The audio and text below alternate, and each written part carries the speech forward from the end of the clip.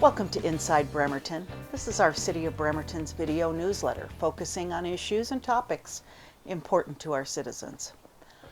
We are at Albers Vista Gardens today. We are off Tracyton Beach Road and East 31st, just past Lebo Boulevard. You know where Lebo becomes Tracyton Beach Road, East 31st comes up the hill.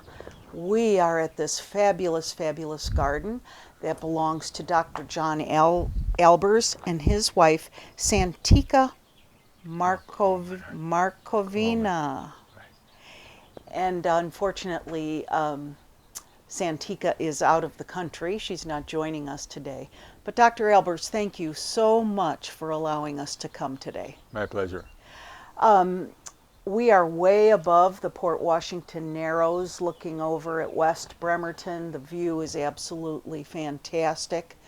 Dr. Albers, how long have you been on this property? Since late 1998. 1998. We came here on Thanksgiving Day. And you were living in Seattle? Yes, West Seattle. West Seattle. And you found this property, you were just cruising around, is that correct?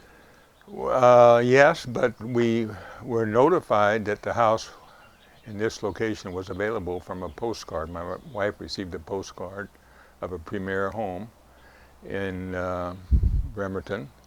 And we thought at that time that someday we would move here when we retire.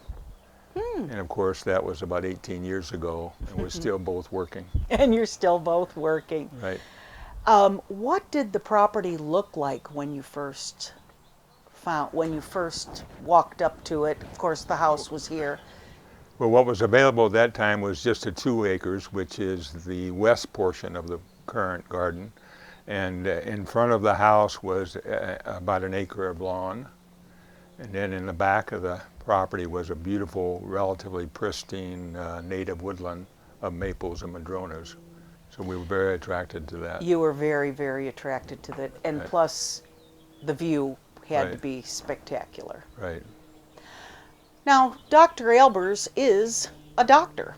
He is a research professor at the University of Washington, as is his wife. Correct.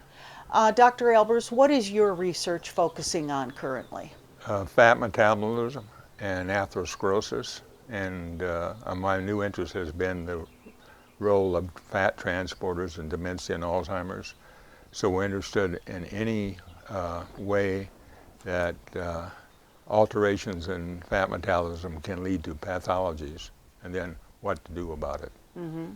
That's been my focus. Right. And your wife works in the research field of? Yes, she does. Her area is clinical trials in diabetes to improve treatment for diabetic patients. Fabulous, fabulous work.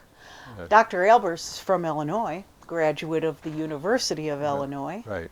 And came out west in early 70s, did you say? Yes, 1970, correct. Doctor, have you always been interested in gardening? Have you always been a dirt guy? Kind of liked?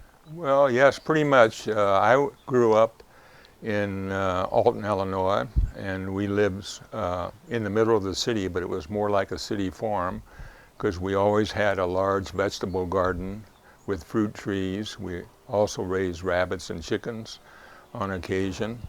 And in the summertime, we would have canning parties, and we would be peeling fruit even as young children. And we also went out to my grandfather's farm. Even though he was not alive, the farm was still there, and we would cut asparagus as children and then go door to door and sell the bunches of asparagus for 25 cents.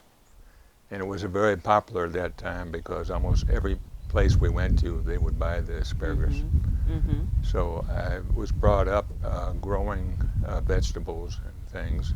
So I always enjoyed growing things. But when I came to the Northwest in the early 70s, I realized what a beautiful part of the country this was. And the wonderful potential of not only growing vegetables and fruits, but all the wonderful trees and shrubs that could be grown here had great potential for the future. And so I was enamored by the beauty of this part of the country. And it's there I took my first job at the University of Washington in And you've been 1971. there? Been there ever since. Oh, yeah. Correct. Wow. So, Dr. Albers, let's get back to the time when you and your wife discovered this property, and it looked totally different. Did you have a vision then? Did you think about, wow, I want to do something totally different here? How did it evolve? Well, when we first came, I think my wife fell in love with the house and the beautiful setting, and my major interest was the potential of the 1 acre of grass that we had here and all the things that we could grow in a garden. I've done quite a few gardens in different locations in the Seattle area and saw this as a great opportunity to do something different. And it's turned out to be one of my most ambitious gardening projects because we had an opportunity to buy 2 more acres to the east, which at that time was a horse pasture, and contained about 1 acre of Himalayan blackberries, Scotch broom, and morning glories, all those invasive plants. And so that was another challenge, but we had a lot of experience in Seattle dealing with invasives, so our next step was to take those out and start planting the hillside and restore what was there originally so we integrated a lot of native plants with ornamental plants from all over the world. And because of the conservation value of the plants that we had in the ground, we decided to set up this nonprofit foundation in 2007. And the primary goal was to preserve this garden in perpetuity for future generations. And that is our continued goal. That's fabulous. Who did the landscape design? Did you do the design work of Well, the how gardens? we started it evolved over time. I think yes, we did. The first step we did was, of course, with this side where there's a grass, we basically laid out stepping stones according to topography without changing the topography. And then we started with conifers and evergreens to give it structure and backbone, and then we proceeded to fill it in with shrubs and ground covers. And basically we looked at each area by itself and did some basic sketches, and then we started planting. In '99, when we started planting on this part of the property in front of the home, we planted those trees that would eventually get large first, and then we proceeded with the rest. So basically we go one area at a time and have a plan or a theme that depicts each garden area, and it just evolved over time as we proceeded planting the garden. We're going to see some fabulous yard art. Right. That is your wife's contribution. Correct. And she picks them out and actually tells you where they're going to Right. go. Makes excellent suggestions on how we can use the landscape art. And she's brought art in from all over the world, I bet. 'Cause Well, she does extensive travel. yes. So off she gets off the plane with a huge package or a big Well, box she that's come covers in. the Northwest. She can find actually quite a few things that are available, and usually it's just in going around the area and keeping her eyes open for what's attractive and what would work well in the garden. And what catches her eye. Exactly. Exactly. Wow, absolutely wonderful.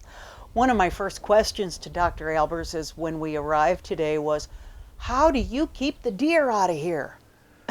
Well, when we originally came, of course, there was no fencing around the property. And the deer would come and visit the old apple trees that were on the east part of the property that we purchased in 2001, the 2 more acres. And so it was a problem with the deer, so we decided to minimize the damage that the deer do, that we would fence the property.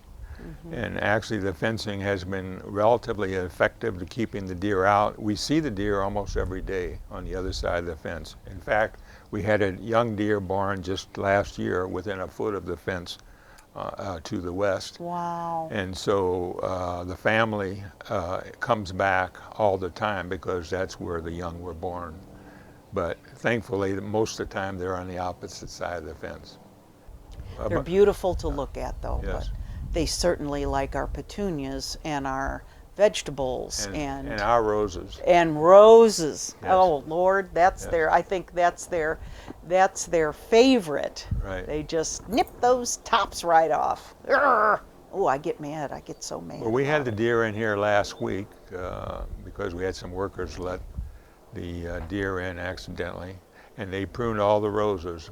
Within 1 week, the roses were looking beautiful again. So Oh, we really didn't mind. That's correct. wow. Yes. Wow. Well, they're obviously very happy here. So let's talk about the different areas of the garden. There's 15 different areas. The last area that we purchased in just a few years ago is called the Redwood Sanctuary. That was purchased to preserve this redwood sanctuary from being cut down due to development, because it's nice view property. And my wife said to me, well, we can't let that tree be cut down. And I said, no, we can't. So we decided to bite the bullet and purchase the property under the tree.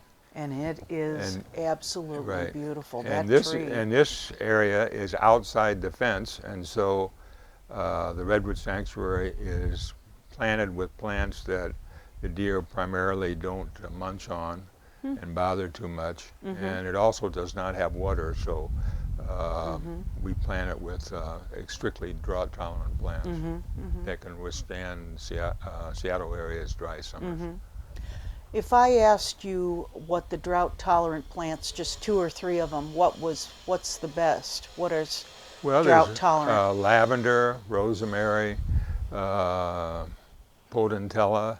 There's many hundreds of drought-tolerant plants that can be used in the Northwest. But the key for our area is not only have them drought tolerance, but for the drought-tolerant plants to be able to withstand the wet winters. And Got the it. key there is to make sure that you have good drainage. And by and large, the area we have here is clay, and yet we can grow lavenders and the plants that are drought tolerant that likes good drainage because we use a lot of mulch and compost on the property, both for weed control and to improve the soil and good soil, which is fundamental to have a good garden. And by and large, we don't use fertilizer. The idea is to make healthy soil and let the soil organisms feed the plants.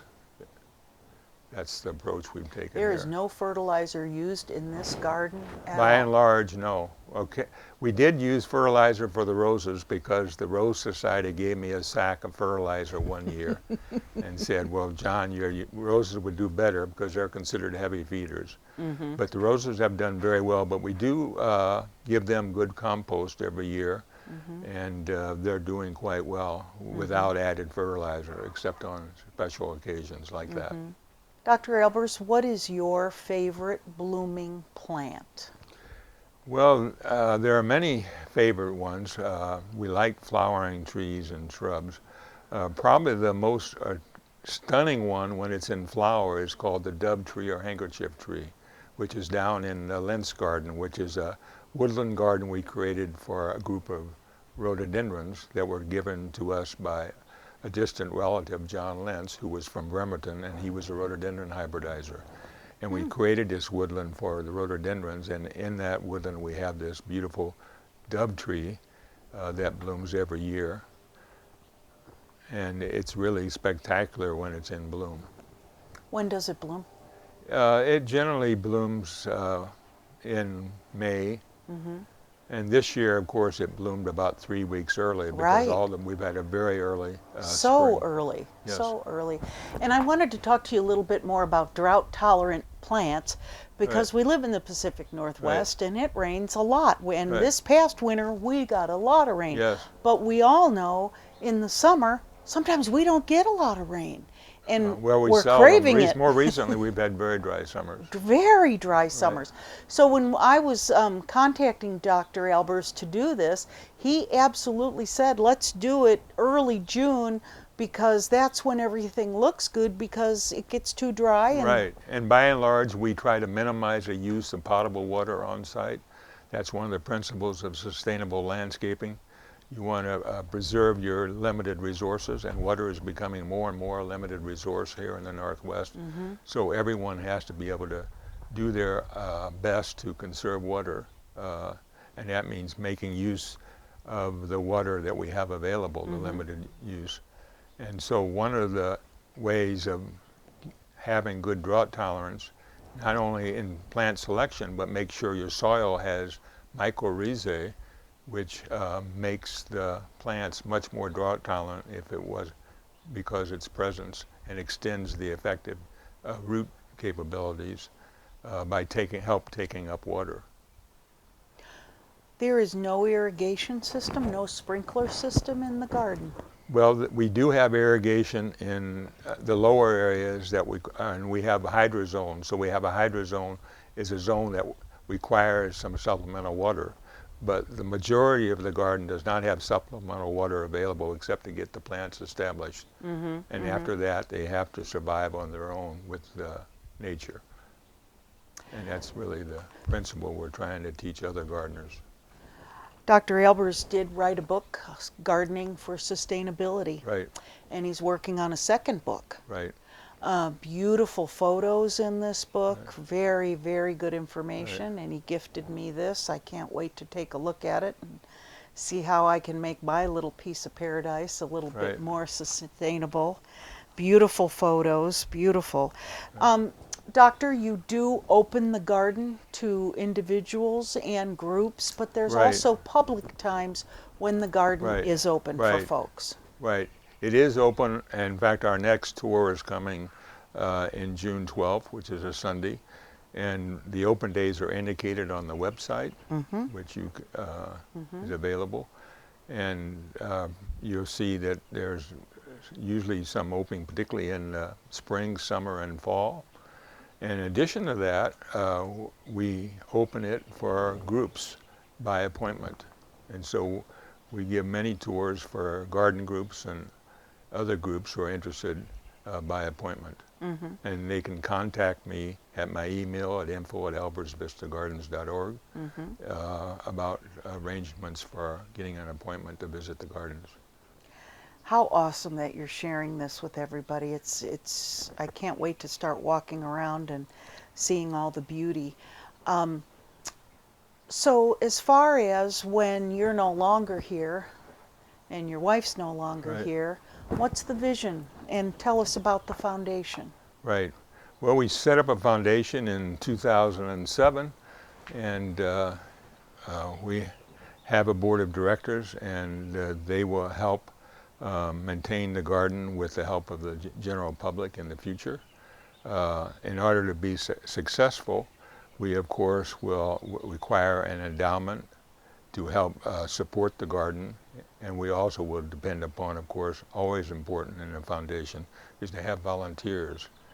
And we look forward for more volunteers from the Bremerton-Silverdale regional area to participate in the garden's activities and to ensure its future for future generations. Who works on the garden now?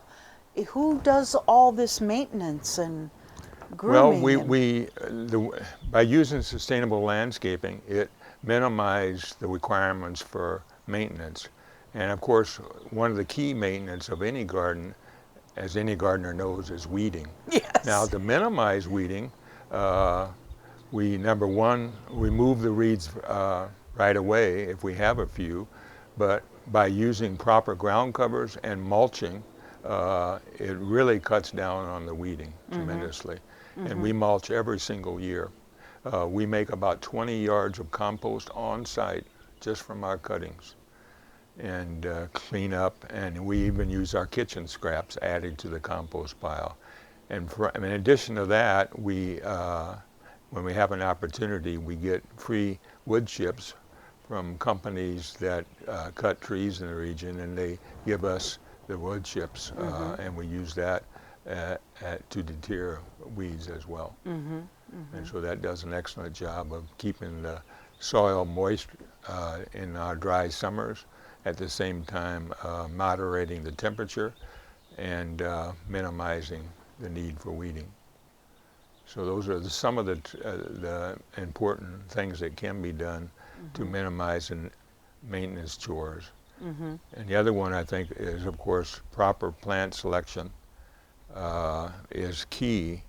So you don't have to do extensive pruning and deadheading. You want to pick plants that will live a long time, and once they get established, have minimal care. And one approach, of course, to that is to really use a lot of natives in addition to non-natives. On native woodland and back, we only clean it and work in there once a year. And so that's a good example where if you have a nice weight of woodland, you really don't require a lot of maintenance, but it does require monitoring, because you will have invasives occasionally come in. But when the invasives are like a blackberry comes in, if it's young, it's very easy to take out. And so as long as you don't allow those types to get established, they're fairly easy to take care of.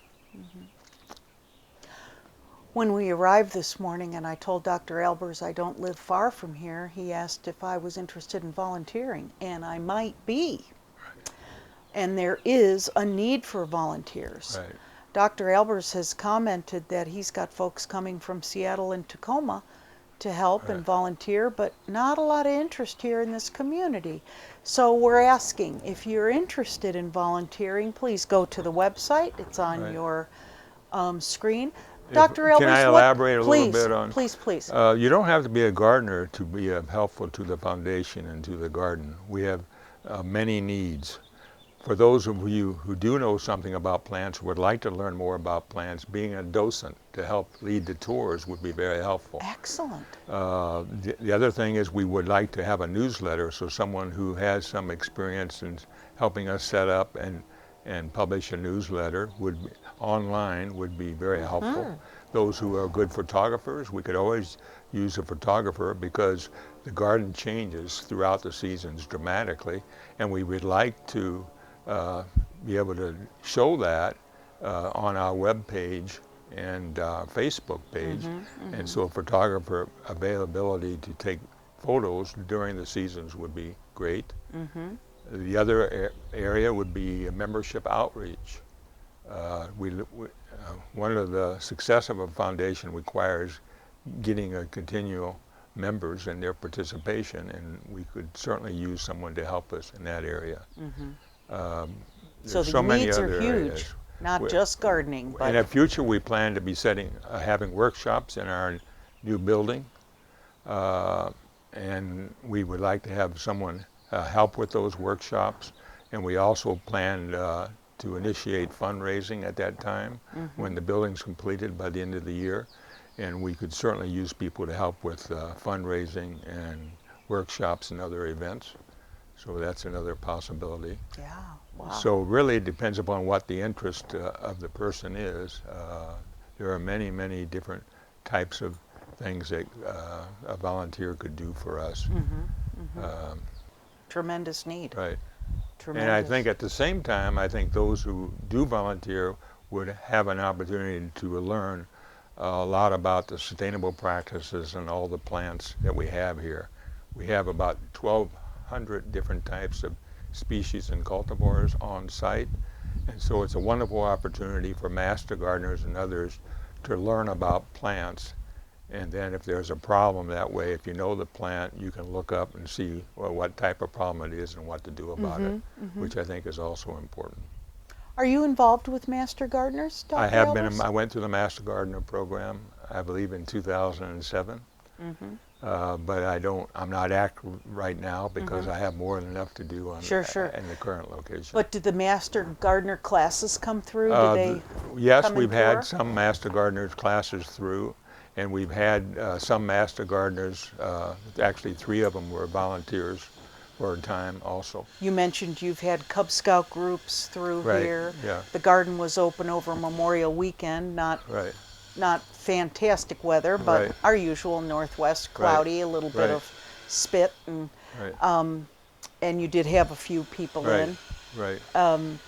So it is open, and if you are interested, please go to the website on the screen, and also Dr. Albers' email is there. They're on Facebook, of course. This is a jewel It is, and we're just really excited. Let's take a look around, shall we? And at this point, we'll say thanks for joining us on Inside Bremerton. We'll see you next time. And thanks, Dr. Albers. Thank you. So we've just stepped down from the beautiful deck we were sitting on, and we're in the Primo Giardino. Primo Giardino, which is the first garden. Doctor, tell us about what we're seeing here. Well, this is a garden we planted first in 1999. Pretty much all the plants you see here were initially planted in '99. And that's where the name comes from. One of our goals in doing this garden is planting a garden for all seasons. So we want to offer something for all seasons. So this garden contains several plants that are planted for winter interest. This is the contorted European filbert that looks always kind of sick in the summertime, but it's really not, because that's its natural form. But in the wintertime, it has beautiful catkins and shows the beautiful form, contorted growth of the branches. And then behind that, it's hard to see, but we have a viburnum Bowden of Tents, Charles Lamont, which has beautiful flowers with a beautiful scent from December through March. And then for summer interest, we have Cerebral Stewardii. This is Monadelpha. It has little flowers like camellias. And on my left, there's another one called Rostrata, which is also an interesting flowering tree. Doctor, what is this beautiful ground cover? First of all, these. Potentilla, which is penifolius, which is very drought tolerant. How about right behind it, they're taller red? That's a salvia, which is also very drought tolerant. And salvia comes in all colors, but this is unique because it comes in with the red. Beautiful. Right, and then here you have fleabane. The purple flowers are fleabane, which is a native, also native. So we interdigitate the drought-tolerant natives with drought-tolerant non-natives. Beautiful. And so it works very well. When we first walked up here, I noticed the black mondo grass, one of my new favorites, and I told the doctor that I bought my first just a couple years ago at the Master Gardener sale, and he said they probably came right out of here. Right. We give away the mondo grass. The key to mondo grass is have it shaded in the afternoon, because it doesn't like the hot summer sun here in the Northwest. We've used it before, which you'll see later, underneath the maple trees. So in the summertime, it's completely shaded, but then in the wintertime, it likes the light, and it has something growth underneath the deciduous tree. So that's another good application for that. Beautiful. Great. Let's keep walking. Okay, well, let's go to the next area. So we're just coming down the steps from being above, and we're seeing this beautiful, beautiful lavender. And Doctor, you had told me this was all English ivy, is that correct? That's correct. Wow, how did you get that out of here? Well, it had to be dug out by hand. Pick and shovels was the way to do it. And then we brought in sandy soil, which made a unique opportunity and a good environment for drought-tolerant plants such as lavender, yarrow, and heather that you see. Also the sun roses on my left. And in front of us is the drain field. So this area does not get any supplemental water in the summertime, but it's a beautiful area and shows the potential that you can do if you happen to have a drain field on your property. And we were also commenting how this is early June, and usually we don't see lavender till end of June, July. Right. And this is in full, beautiful bloom. And it's been blooming for many weeks this year, so spring really has been very early. Very early.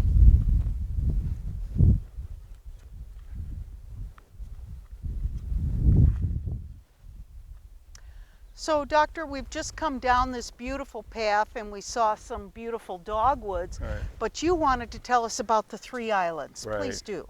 Well, originally this area was a parking lot. So basically it had hardpan, and it's very hard to do a successful gardening on hardpan. So we decided to create 3 islands with a somewhat Asian influence. And the first island, which embellishes some dwarf conifers, which is one of our unique collections in this garden, and it's called Life. The second garden with the 2 beautiful maples is called Harmony, and the last one is called Serenity. On the last tell us about this beautiful garden, we have a beautiful conifer. It's cedar of Lebanon, the biblical cedar of Lebanon, green prince, that comes out of Wells Nursery north of Seattle. It doesn't require any pruning. We bought this in the mid-1980s as a very small plant. I was told at that time it would grow 1/4 inch a year, but in reality it's growing about 4 inches a year, but it's a beautiful intermediate dwarf conifer, which requires no pruning and is beautiful in all seasons. Absolutely. And below that we have snow in summer, euphorbia, and some other drought-tolerant species to minimize the requirements to water on the islands. Mm-hmm. Can you tell us about this beautiful stone sculpture? Right. Do I call it a sculpture? Well, yes, it comes in pieces. It's a Chinese or Japanese lantern that was brought to us. We bought it at Seattle Chinese Garden fundraiser. I was on the board of directors for a number of years, and we purchased it at that time, and it's been there ever since. Beautiful.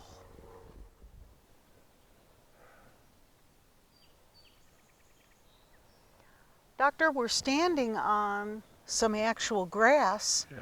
And I understand this is special grass, and I also want you to talk about your mother's garden here. Right. But first of all, the grass. Right.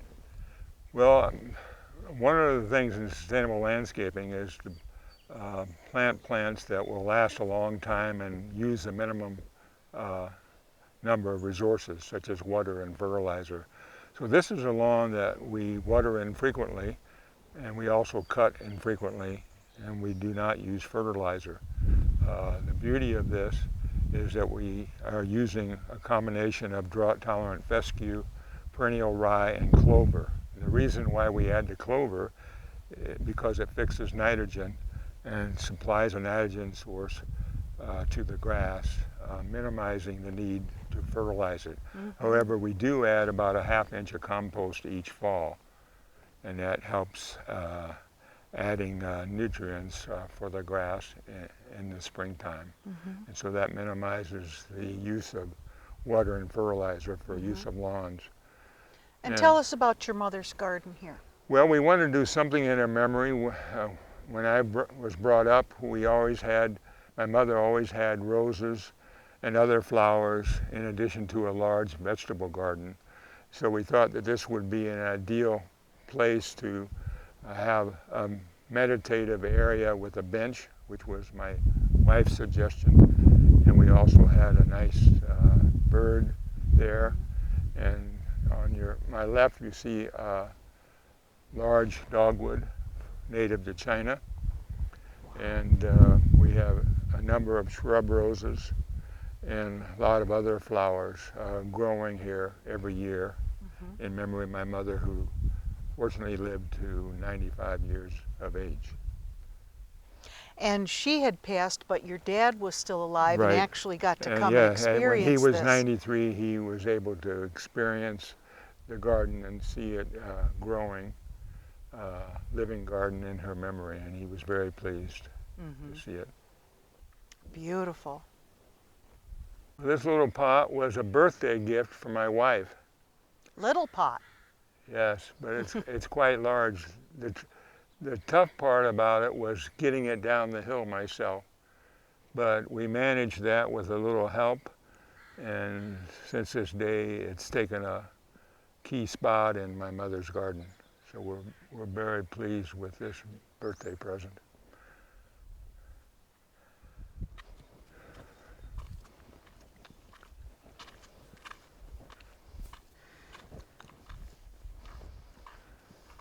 Hope you got your walking shoes on.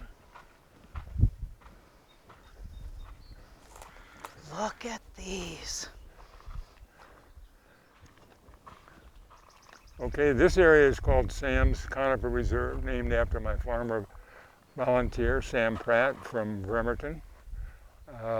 It showcases about 100 different dwarf conifers. Most are derived from witch's brooms, which is mutation on trees, giving congestive growth.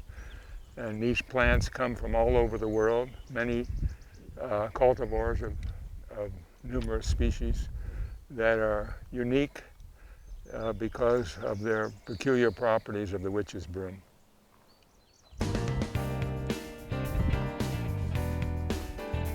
More lavender.